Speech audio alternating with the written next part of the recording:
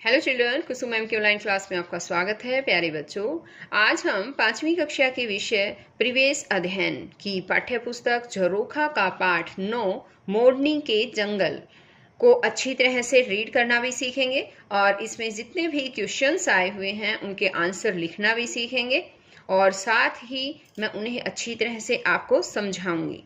Video को शुरू करने से पहले एक और बात बच्चों, अगर आपको मेरी वीडियो अच्छी लगे तो इसे लाइक भी करें, अपने दोस्तों के साथ शेयर भी करें और अगर आप अभी तक मेरे चैनल का हिस्सा नहीं बने हैं तो मेरे चैनल ऑनलाइन स्टडी हब को सब्सक्राइब भी करें और साथ में दिए बेल आइकन को जरूर प्रेस करें। तो देखिए, आज हम शुरुआत करेंगे हिरण के झुंड। ये पेज नंबर है हमारा 69 यानी कि 69।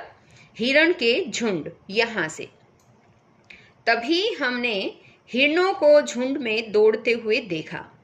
मैं तो उछल पड़ा।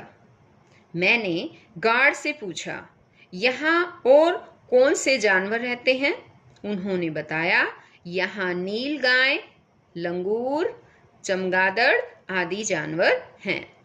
कभी कभी तेंदुआ भी दिख जाता है।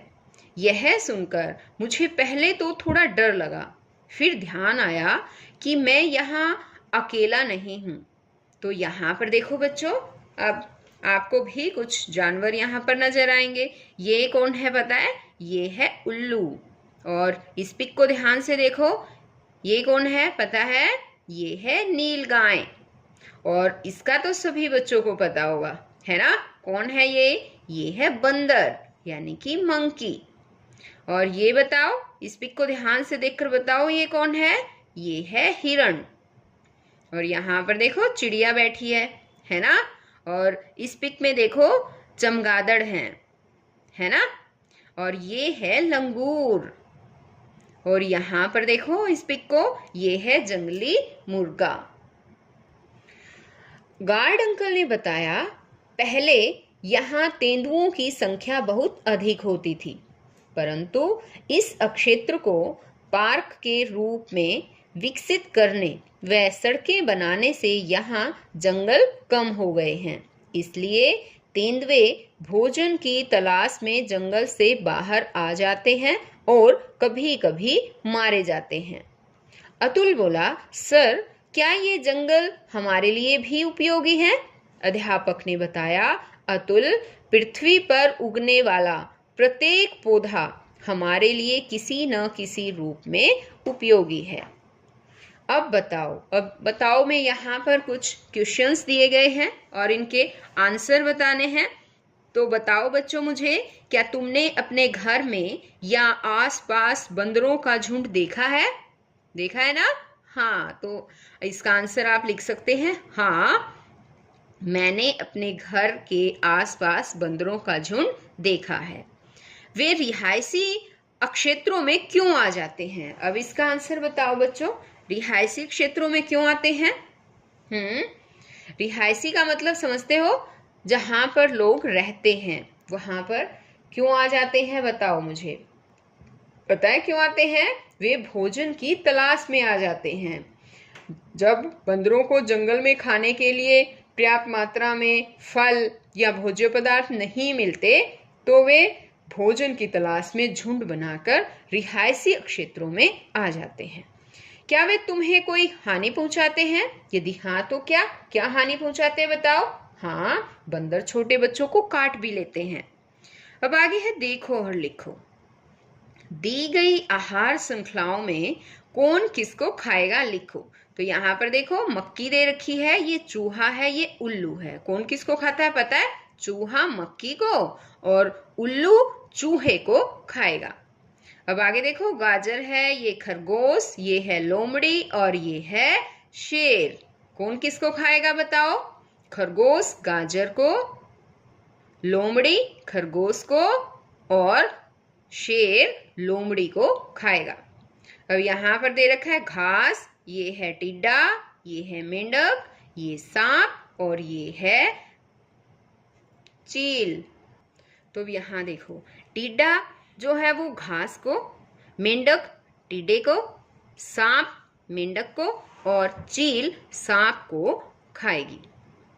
अब आगे है, यदि क्रम संख्या 3 पर दी गई आहार श्रृंखला से मेंढक को निकाल दिया जाए तो किस जीव का भोजन खत्म हो जाएगा। तो क्रम संख्या ये 3 है ना। इस पर जो ये आहार श्रृंखला दी गई है, इसमें से हमें मेंढक को निकाल देना है। अगर हम मेंढक को निकाल देंगे तो किस जीव का भोजन खत्म हो जाएगा, सांप का, क्योंकि सांप जो है वो मेंढक को खाता है। तो यहाँ पर आएगा सांप। अब इसी तरह से यहाँ दे रखा है, यदि सांप को निकाल दिया जाए तो किस जीव की संख्या बढ़ेगी, किस जीव की संख्या घटेगी। तो भाई सांप को अगर हम निकाल देंगे, सांप तो मेंढक को खाता है, और सांप को हम निकाल देंगे तो मेंढकों की संख्या जो है वो बढ़ेगी। तो यहाँ पर लिखेंगे हम मेंढकों की संख्या बढ़ेगी। और आगे इसने पूछा है कि किस जीव की संख्या घटेगी, किस जीव की घटेगी बताओ। सांप को कौन खाता है, चील, तो चीलों की संख्या जो है वो घट जाएगी, चील की संख्या घटेगी। यहाँ पर ऐसे आ जाएगा। अब आगे, इस आहार श्रृंखला में पौधों को भोजन कहाँ से मिलता होगा। तो इस आहार श्रृंखला में पौधों को भोजन मिट्टी और सूर्य के प्रकाश से मिलता होगा। आगे है, ऐसा करो, सामने दिए चित्र को देखो और लिखो। अब यहाँ पर देखो बच्चों, सामने ये चित्र दे रखा है, ये किसका पौधा है बताओ, ये है सूरजमुखी, है ना। अब इसमें यहाँ क्वेश्चन दे रखा है कि पौधे ने वायुमंडल से क्या लिया और क्या छोड़ा। तो क्या लिया पता है, इसका आंसर आएगा, पौधे ने वायुमंडल से कार्बन डाइऑक्साइड तथा सूर्य की ऊर्जा प्राप्त की और वायुमंडल में ऑक्सीजन गैस छोड़ी। अब नेक्स्ट क्वेश्चन है, पौधे ने भोजन कहाँ बनाया। पौधे ने भोजन कहाँ बनाया बताओ। पौधे ने सूर्य के प्रकाश की उपस्थिति में हरी पत्तियों में अपना भोजन बनाया। अब आगे है, चर्चा करो, यदि पेड़ पौधे न रहे तो समस्त आहार श्रृंखलाओं का क्या होगा। यदि पेड़ पौधे ना रहे तो समस्त आहार श्रृंखलाएं समाप्त हो जाएंगी। पेड़ पर तेंदुआ। गार्ड अंकल ने हमें बताया कि एक बार 2 बच्चों ने जल्दी स्कूल पहुंचने के लिए जंगल का छोटा रास्ता चुना और एक तेंदुए ने उन पर हमला कर दिया था। हम सब कान लगाकर आवाजें सुनने की कोशिश कर रहे थे कि गार्ड अंकल ने दूर एक पेड़ की ओर इशारा करते हुए कहा, शोर मत करना, वहां पेड़ पर एक तेंदुआ बैठा है।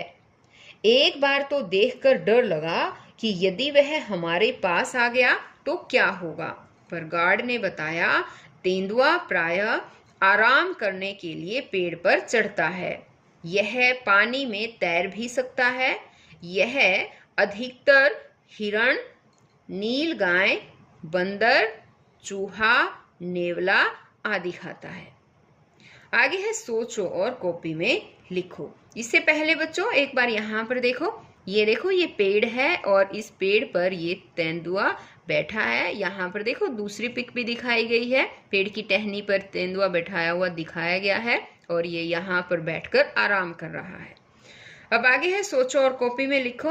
वन क्षेत्र में सड़कें बनाने और पार्क आदि स्थापित करने से जीव जंतुओं के आवास पर क्या प्रभाव पड़ता है। तो इसका आंसर आएगा, वन क्षेत्र में सड़कें बनाने और पार्क आदि स्थापित करने से जीव जंतुओं के लिए उपलब्ध आवास में कमी आएगी। इससे उनके लिए कम आवास क्षेत्र में भोजन हासिल कर पाना भी कठिन हो जाएगा। अब नेक्स्ट क्वेश्चन है, जनसंख्या बढ़ने से वन्य क्षेत्रों पर क्या प्रभाव पड़ता है। तो आंसर आएगा, जनसंख्या बढ़ने से वन्य क्षेत्रों पर बहुत बुरा प्रभाव पड़ता है। बढ़ी हुई जनसंख्या की आवश्यकताओं की पूर्ति के लिए अधिक भूमि संसाधनों की आवश्यकता होती है। इससे वन्य भूमि क्षेत्रफल में कमी आएगी क्योंकि वहां पर आवासीय कॉलोनियां व कारखाने स्थापित किए जाएंगे। हमें बढ़ी हुई जनसंख्या की आवश्यकताओं की पूर्ति हेतु वन क्षेत्रों को कम नहीं करना चाहिए। आगे है लाल मुनिया। गार्ड अंकल हमें वन विभाग के विश्राम गृह में ले गए। वहां लिखा था लाल मुनिया। अनीता ने पूछा, अंकल लाल मुनिया क्या है? उन्होंने हमें उसकी तस्वीर दिखाते हुए कहा, यह एक प्रकार की चिड़िया है। यहाँ हमारे राज्य के पर्यटन विभाग का विश्राम गृह भी है जिसका नाम पहाड़ी बटेर है। हमने वहाँ इकट्ठे बैठकर भोजन किया, कुछ देर आराम किया और फिर ट्रैकिंग के लिए चल पड़े। तो यहाँ पर देखो बच्चों, इस पिक को ध्यान से देखो, ये है लाल मुनिया और ये एक दूसरी पिक भी है। ये क्या है बताओ? ये है पहाड़ी बटेर। अब आगे है पता करो। हरियाणा राज्य के पर्यटन विभाग का संकेत सूचक यानी कि लोगो कौन सा पक्षी है? तो कौन सा पक्षी है पता है आपको? पक्षी है मोर। तुम्हारे जिले में स्थित पर्यटन केंद्र का नाम किस जीव के नाम पर रखा गया है? आंसर आएगा इसका ब्लू बर्ड पक्षी विहार केंद्र हिसार। मोरनी का किला। हम एक पुराने किले के पास पहुंचे। हमें बताया गया कि यह किला यहाँ के पुराने शासक का है। शाम हो गई थी, ठंड भी होने लगी थी। अध्यापक और गार्ड अंकल के साथ अब हम बस की ओर जा रहे थे। अब इस पिक को देखो बच्चों, ये है मोरनी का किला, ध्यान से देखो। और इसने आगे कहा है कि मोरनी हिल्स का मनोरम दृश्य अभी भी हमारी आंखों में समाया था। देखो और लिखो। वन विभाग के लोगों पर क्या लिखा है? तो सबसे पहले ये देखिए, ये है बच्चों वन विभाग का लोगो और इस पर क्या लिख रखा है बताओ? वृक्ष की रक्षा अपनी रक्षा, वन विभाग हरियाणा। तो यहाँ पर ये बात आपको लिखनी है और याद भी करनी है कि वन विभाग का लोगो क्या है। आगे है चिपको आंदोलन। एक बार जोधपुर के राजा को अपने महल के लिए लकड़ियों की जरूरत थी। राजा के आदमी इसके लिए खेजड़ी के पेड़ काटना चाहते थे।